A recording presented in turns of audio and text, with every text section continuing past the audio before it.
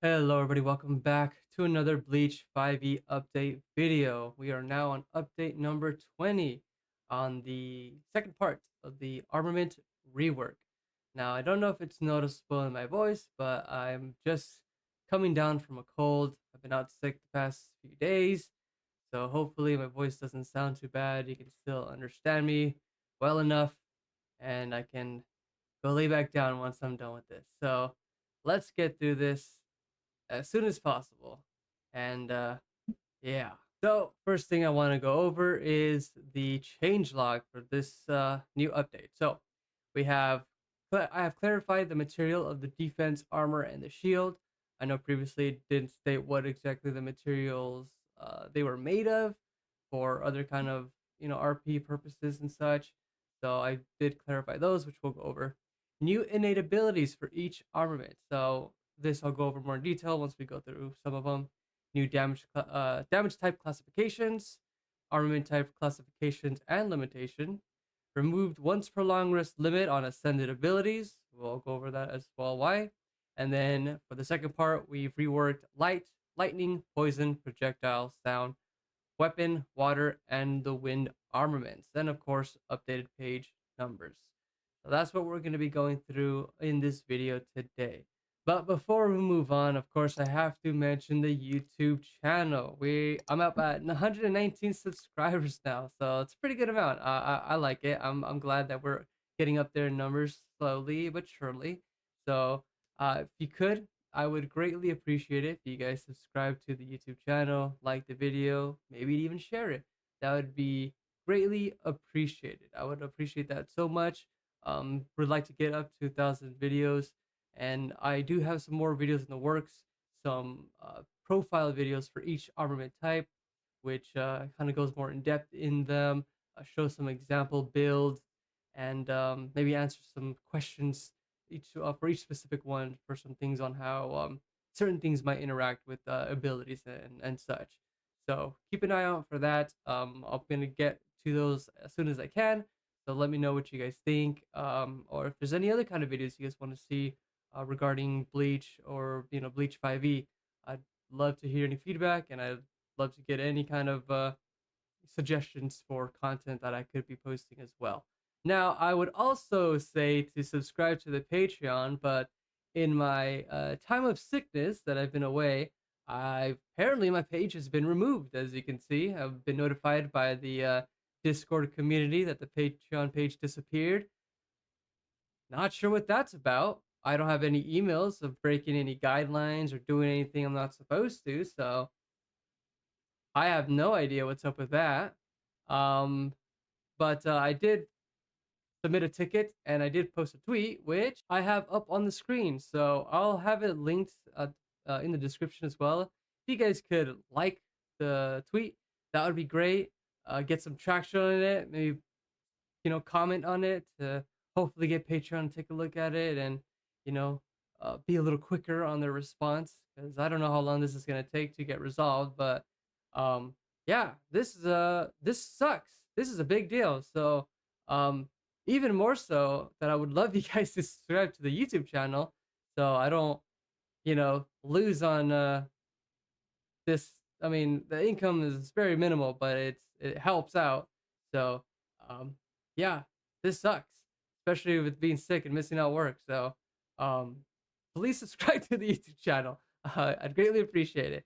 Um, I would like to shout out patrons, but I can't see them. So sorry, patrons, but you know who you are, and I thank you so much for being subscribed. And hopefully this doesn't get deleted and I have to start all over again because that would suck. But let's move on over to the updates of the book. All right, so we have here innate abilities, which is gonna be right over. Ooh, goodness, right here. So, innate abilities. Each armament type has innate abilities. When you gain an armament ability through an armament for the first time, you gain your choice of one innate ability from that armament type. You can only have one innate ability at a time, even if you have armament abilities from two or more armament types. I might remove that restriction later on, but just in case, I don't want things kind of getting out of hand, so I have that limit. So even if you have like two different armament types, As long as you only have one, you only get an innate ability from one of the two. Now, the wording on here states when you gain an armament ability through an armament for the first time, you gain your choice of one innate ability from the armament type. So that means like if you have an armament and the armament gives you an ability, then you get the choice of it. This just helps if you have some kind of feat or have some kind of weird thing where something you don't have an armament and you get it. It's just really to keep everything within this closed ecosystem that I have built for this book specifically, and just keep everything kind of feeding off of itself. So that's why the wording is a little weird like that. But if it's a little too confusing, feel free to comment below and or ask your question and I'll answer it for you. While we're here, I guess as well, you can see on here ascended abilities, the little clause where once prolonged was it's been removed as well. Um, Now here we're gonna go over the armament type classification. So the following armament types are classified as keto type or elemental type, which is a subcategory of keto. So keto types are blood, dark, gravity, healing, illusion, keto, light, and sound. So those are all keto type armaments. Now the following are subcategory of those as per regular Bleach lore. All the elemental types are just subcategories of keto types, but they are acid, earth, fire, ice, lightning, poison, water, and wind. So those are the elemental type Zanpakutos. Now, a Zanpakuto cannot have more than one elemental type, as stated. I forgot what chapter it was already. But in the Bleach, it stated that Zanpakuto can't control more than one elemental type. Now, DMs, feel free to ignore it. If you got your you know edgy player who wants to be fire nice, be a little Todoroki, whatever. It doesn't matter to me. You feel free to ignore it. This is just as stated by lore that Zanpakuto cannot have more than one elemental type. Um, so I put that in there just to be in line with it. Feel free to ignore it.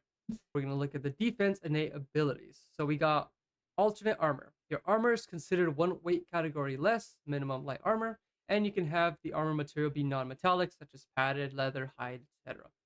Alternate shield. Your shield is wooded instead of metallic. Elemental force. If you have an ability in an elemental armament type, you may have the material of your armor and or shield be composed of that element. It does not harm the wearer. This provides your armor shield with additional benefits and drawbacks as dictated by your GM. Now, I didn't list on here what each one would do because it would make this section pretty big. I'm willing to do it though if that's something people want to see. But it's pretty obvious, kind of like what that would be like if you have, say, defense and fire, right? And you have fire form, and your armor takes on fire. So you want your armor to be made of fire instead. Then it still has the same benefits and everything, but it's made of fire. You're still gonna get the AC. You're still gonna get the disadvantage for stealth and all the other stuff as you normally would. It's just made of fire, which means it is very, powerful maybe against like ice or in cold areas. But if you could be weak to water, if you get hit with the water attack, it could maybe dispel your armor. And then you have to spend the SP and the action economy to like turn it back on, stuff like that. Um, that's why I don't really want to put that in there because of all the little nuances that there could be that I can't foresee. Sometimes the GMs can't foresee when players do something where we're like, "Whoa, I didn't think about that." There's no way for me to incorporate for everything, which is why I put it on there. Additional benefits and drawbacks as dictated by the GM. So that's what that means. If you guys want to see more on that, let me know. But moving down to armor, so you can see here, when released, your armor transforms into a suit of metallic armor around you that has the following stuff. And I have here an additional category showing that it's the heavy. Everything's the same. I just needed to showcase out. It's the heavy armor. It's metallic, and then the same thing with the shield. Um, it is you manifest a metallic shield in your offhand, so it's primarily metallic. So this is mainly for certain spells and like maybe stuff around you that it might matter what the material is made out of. But I know that sometimes that's a big thing, especially for like shocking grasp and certain spells. It matters, so I had to add that in there um, for those things. And let's go down to some ultimate abilities. So as you can see here, the ultimate abilities have gone up in SP cost. So they're 10. Oh, sorry, ascended abilities. Most ascended abilities are 10 SP, and most ultimates are 8. This one here is 10, just because it's really powerful, but most of them are 10 SP. So when you're spending 10 SP, yeah, it's fine to use an ultimate ability more than once, a day, since that's like 10 SP, 10 SP for more common martial um, characters. It's probably gonna be like 3 times a day, so that doesn't seem too bad at level 10. You're getting really powerful at that point, so it's not that big of a deal, at least in my testing and what I've seen so far. So maybe I'm wrong. If I am, DMs and GMs, feel free to let me know. Shoot me a message if it's too powerful and if this cost needs to go up, or if I need to put in the once per long rest limit again. But I think with the high cost now that they have than they have previously, I think it's fine to allow them to do it more than once per turn. I mean, once per day. Just like last time, I'm not going to go through each individual armament because I want to make a video dedicated for each one. But I'll quickly go through light just to show you guys how some of the things are different. So as you can see here, we got the innate abilities for light. We got radiant resilience. You gain resistance to radiant damage. If you're already resistant to radiant damage or gain resistance from another source, you're instead immune. So this is to help certain abilities, like if you got a spell that gives you resistance. So right now you'll have resistance. You turn on that spell that gives you like resistance to elemental damage. We'll say like, well, not elemental, like radiant damage. Then it'll turn into immunity while that spell is active, and then it'll go back down to resistance. So at a baseline, you're always going to have resistance to radiant damage. Next, we have Luxomancer. Whenever you cast Keto that deals force or necrotic damage, you can spend SP equal to that Keto's level, minimum 1 SP, and change the damage to radiant damage. This is similar to a lot of other things that have been in other D&D sources like 3.5 or Pathfinder, where people can be a specific kind of like elementalist, but there's not a lot of spells of that type, and then there's like certain feats or maybe abilities that allow you to change the damage type just so you can be more flavor with it. So like if you want to be just a pyromancer, then you know usually there's enough fire spells that you can be a pyromancer. But say if you want to be like this Aluxomancer, someone who wants to deal radiant damage, a lot of light, there's not a lot of light spells, and the ones that are around at low level are not that great. So this helps with that. So this you can pick up some of the force and necrotic spells and then change them to light based spells. So you can be a light based caster. Um, so that's what that's for. Next, we have Absolution. All light you create and radiant damage you deal with light abilities is sunlight. Now, this usually matters with some hollow and like vampires, how they have certain kind of vulnerabilities to sunlight or shadows, and other creatures like that. This is just to allow you to be more strong against those kinds of creatures. And for other kind of abilities and other things that might come up, maybe that your DM might impose that this might be a big deal, story wise, or just with the monsters, or RP wise, and that's what that's in there. So most of these are just like very minor baseline things that I wanted to add to the book, but I didn't want to dedicate armament abilities to because I think that they're not powerful enough. So that's why I made the innate abilities. So I had these abilities in mind, these little benefits and bonuses I wanted to give to players, but I didn't want them to dedicate an armament ability to them because I didn't think they were too strong. And if I piled them all into one armament ability, then I think it'd be too powerful. So the next best thing I thought was, oh, some passive, some innate abilities. So I made that. So now we have innate abilities. So I'm planning on making more for each type. But right now I've only made 3 for each one, just as a good baseline for everyone to kind of get started and used to the ideas of these innate abilities and to see where they're at in regards to balancing. So let me know what you guys think of these innate abilities for light and the other ones. I'd love to hear what you guys think. I'd love to talk about it in the comments below or on the Discord, whichever one. I'd like to hear you guys' thoughts about it. So let's go over some of these. So we have Apotheosis, which is the one where it makes your light and your radiant damage from Keto and your light abilities ignore resistances, and if creatures immune, they take half damage instead. I changed the name on it, though I wanted to kind of get a little away from like the cliche of like light being very holy based and all the like names like that. Still sort of similar with like apotheosis, you can see, but I kind of wanted to get away from that naming scheme just to make it a little bit more neutral, um, instead of very good based and um, fall into those kind of tropes. Next up, we have bend lights, sort of similar, a little bit different.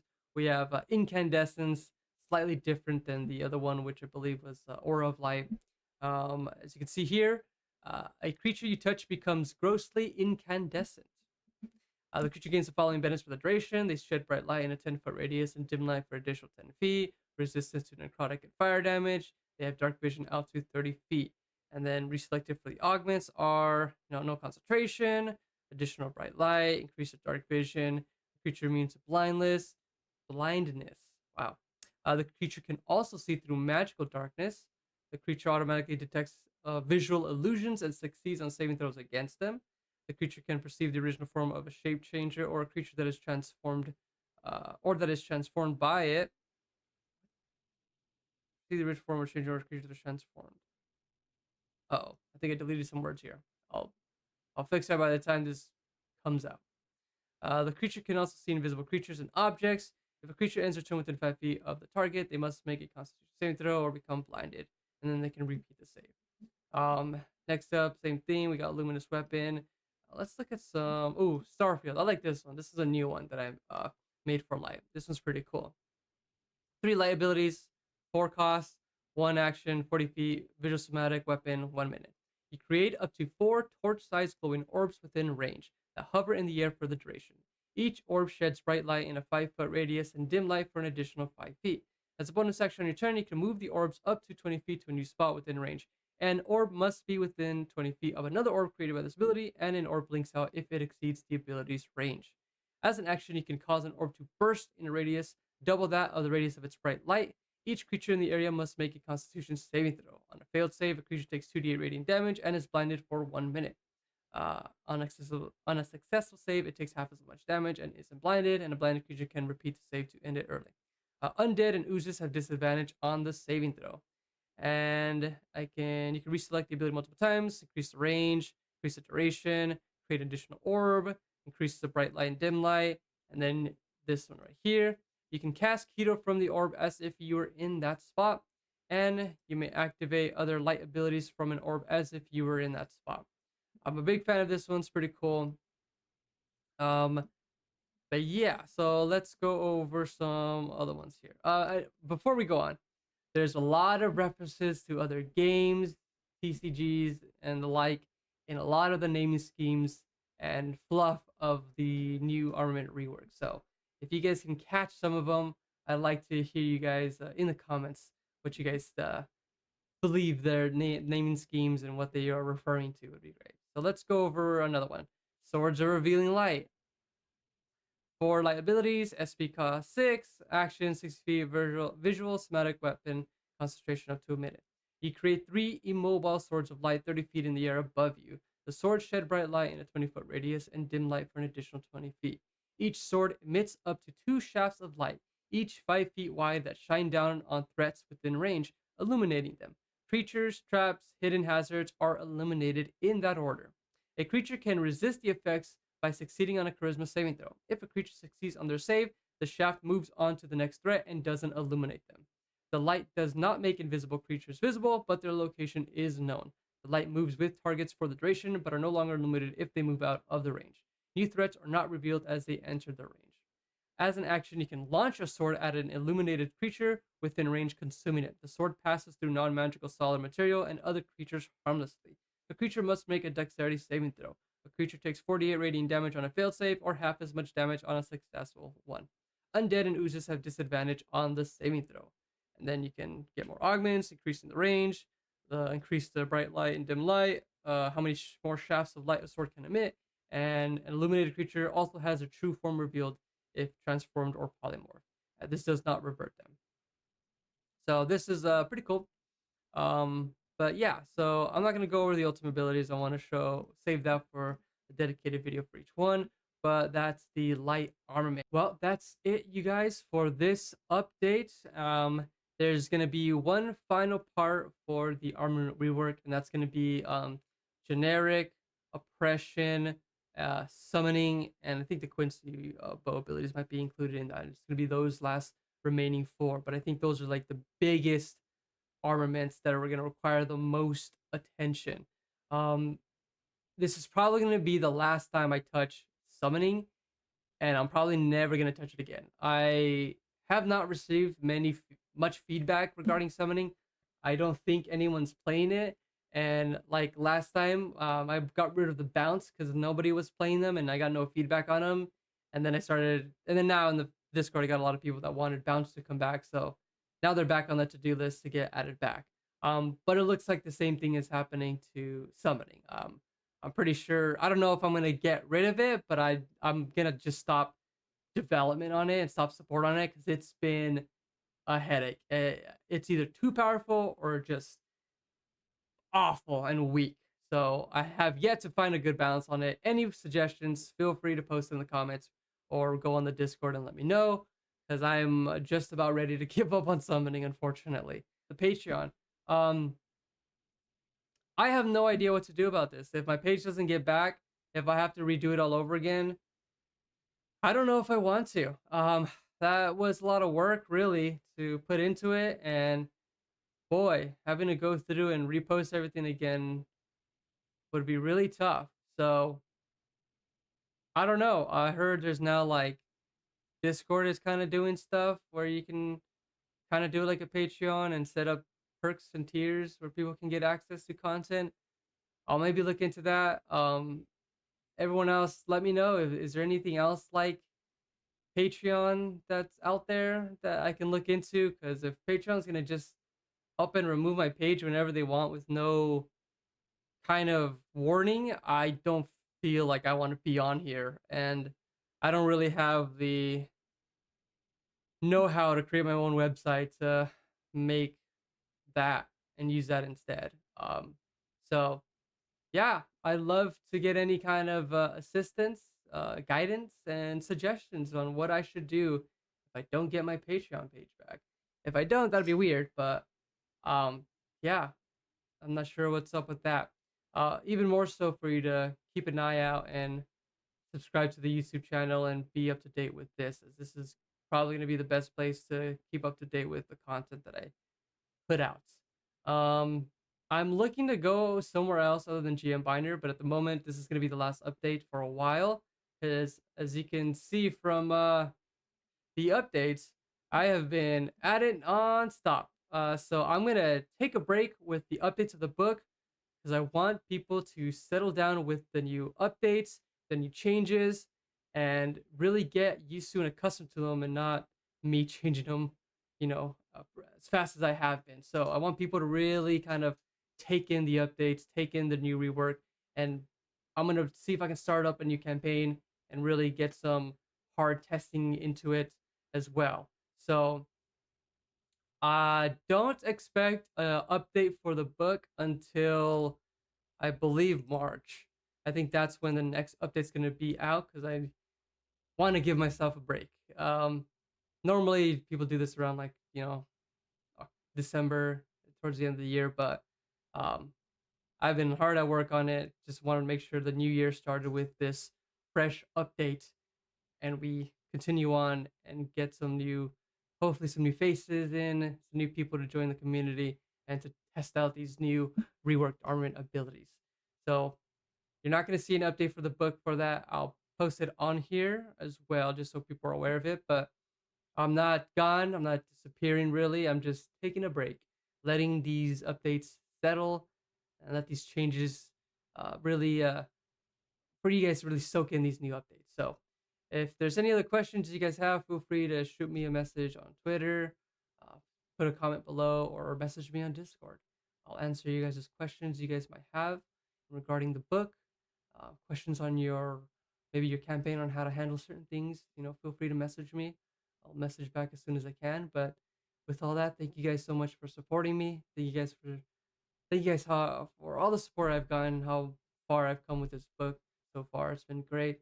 I mean, look at that, 45,000 views. It's definitely a lot more, but like I've said in my previous video, GM Binder is falling apart and dying. So I don't know if this is the max count or what, because it's just stopped.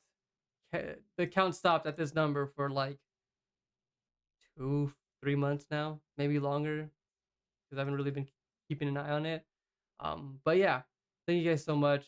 I'll see you guys in the next video, and then after that, see you in March with a new update. You folks, have a good night. Thank you so much.